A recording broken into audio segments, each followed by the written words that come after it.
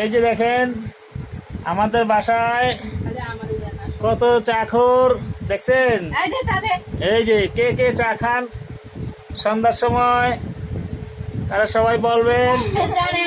এই যে নুসাইবা, এই যে দিনা, এই যে নুসরাত,